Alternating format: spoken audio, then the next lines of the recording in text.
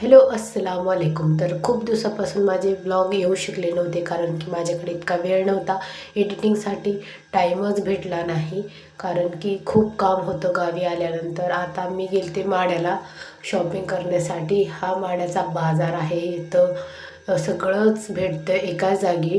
हा मंगळवारी बाजार भरतो. मग आम्ही गेलतो खास करून मसाला बनवायचा होता आणि मिरची मसाला संपला आहे त्यामुळं मिरची घ्यायची होती. छान मिरची बघितली, खूपच छान मिरची होती आणि तिखट इतकी होती, अगदी तिखट मिरची होती.